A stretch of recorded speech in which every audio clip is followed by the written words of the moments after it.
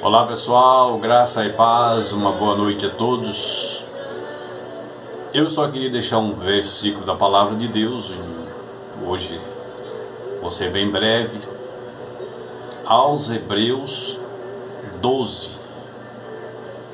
versículo 1 e 2, diz assim: assim nós temos essa grande multidão de testemunhas ao nosso redor, portanto, deixemos de lado tudo que nos atrapalha e o pecado que se agarra firmemente em nós e continuemos a correr sem desanimar a corrida marcada para nós. Conservemos os nossos olhos fitos em Jesus, pois é por meio dele que a nossa fé começa e é ele a quem aperfeiçoa. Ele não deixou a cruz, ele não deixou que a cruz fizesse que ele desistisse. Ele não deixou que a cruz fizesse que ele desistisse. Pelo contrário, por causa da alegria que lhe foi prometida, ele não se importou com a humilhação de morrer na cruz e agora está sentado ao lado direito do trono de Deus. Amém? Esta palavra que o escritor aos Hebreus, ele manda e orienta que nós estamos cercados de pessoas nos observando. Isso tanto no mundo espiritual como no mundo físico, literal. E ele manda deixar de lado, existe uma versão que diz, todo embaraço e o pecado que tenta se agarrar firmemente em nós. Então nós sabemos que aqui o escritor pede que nós deixemos de lado, nos afastemos, nos tira de nós, né? Deixa de lado, né? E o pecado, porque o pecado ele é originário do ser humano. Existe dentro de nós o homem espiritual e o homem natural. E existe essa peleja entre um e outro. Quando Paulo escreveu que nós somos entregues à morte todos os dias, então nós temos que morrer para este homem, que é o homem comum, e renascer pela palavra, pelo Espírito Santo, pelo aperfeiçoamento, pelas boas obras que o Senhor vai colocando em nós, e nós vamos nos desagarrando, né? Retirando de nós o pecado. E manda-nos a continuar a correr, sem desanimar, a carreira que nos foi proposta.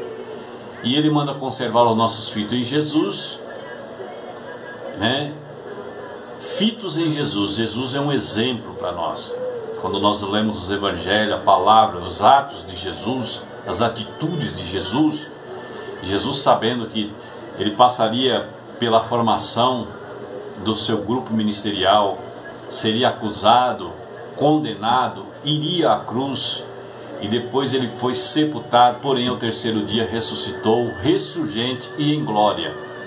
E o escritor manda nós olhar para ele, porque é ele quem nos aperfeiçoa. Jesus, a palavra, nos aperfeiçoa. Quando nós olhamos para o exemplo de Cristo, nós vamos tendo a gana de não desistir nunca, porque ele não se preocupou, né, em deixar a sua missão, em deixar a cruz, em abandonar na metade do caminho. E nós também não podemos abandonar na metade, temos que prosseguir.